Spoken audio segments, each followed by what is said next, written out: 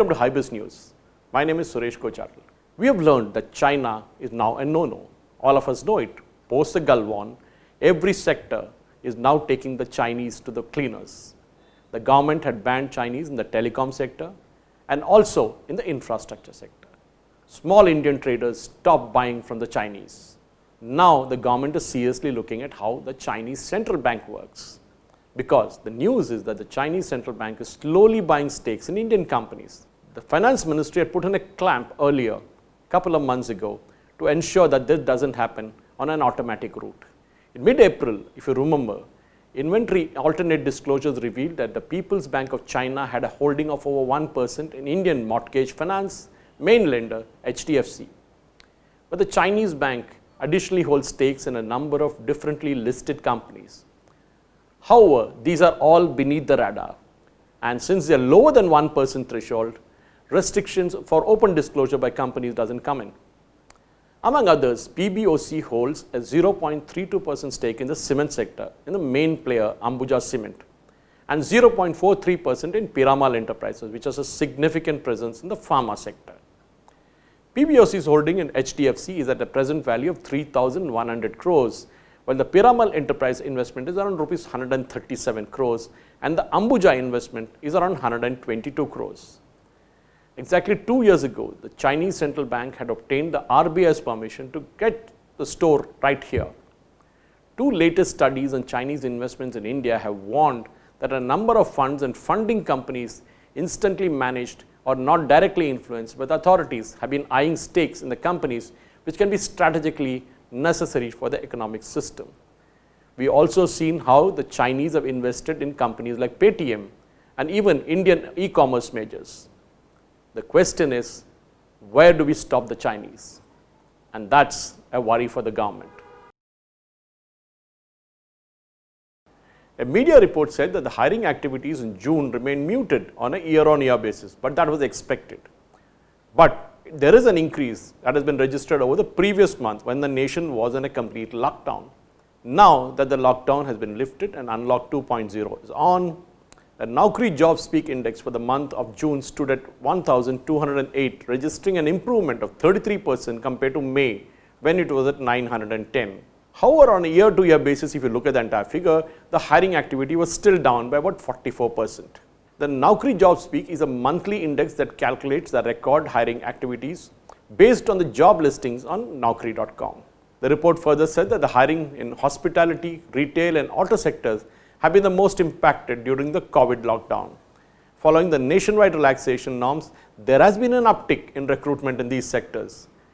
It added that Unlock 1.0 initiative undertaken by the government in June and the subsequent 2.0, we have seen a revival in the recruitment activities as well. Hiring in the hospitality sector witnessed an increase of 107% as hotels now open up on a month-to-month basis, followed by the retail and auto sectors, which are picking up at 77% as the showrooms open up. Among the pandemic, the entire education system has changed the way it is teaching and have started online classes from schools to MBAs. These classes will help them cope up in terms of the syllabus and examinations. There are many students who wanted to join internships as well, but their plans have now been impacted during the pandemic. According to the research by Glassdoor, the career website, now half of all internship openings even in the United States have been cut since the pandemic outbreak, and 64% of those in the UK have been impacted. Even in India, a report says that IIMs are facing the flak in terms of seeing a decrease in the internships moving on-site.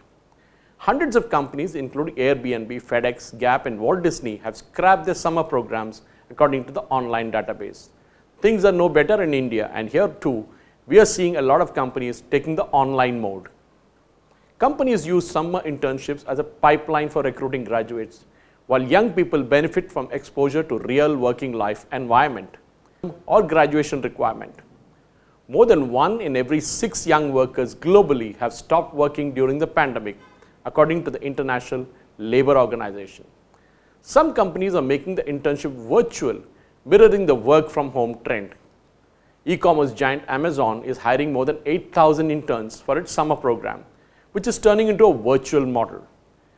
Global consulting firm Ernst & Young said that more than half of its 15,000 internships will be now in virtual formats. One of the sectors that got hit badly during the lockdown following the pandemic was the automobile sector. Every car company suffered, and now as the lockdown moves into unlock 2.0, companies are now trying to push their sales big time. We heard how Maruti found that its rural markets are working pretty well. Today, let's talk about the Tata Motors. Tata Motors say they will bring on a 6-month EMI holiday scheme on select models. Tata Motors said it will bring in 6-month EMI holiday scheme on select models.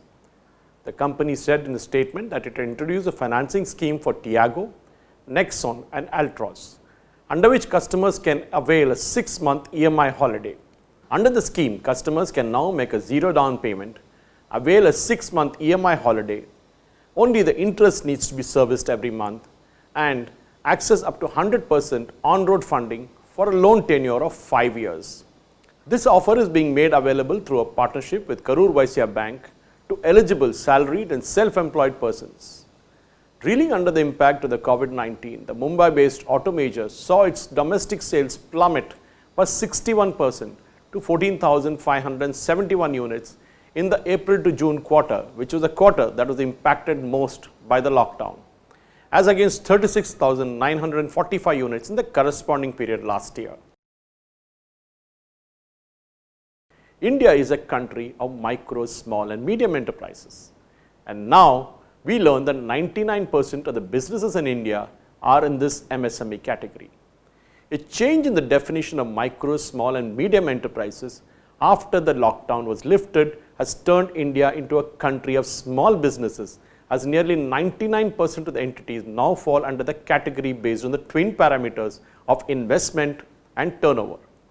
An entity can be classified as a micro enterprise if its investment is up to 1 crore and its turnover does not exceed 5 crore.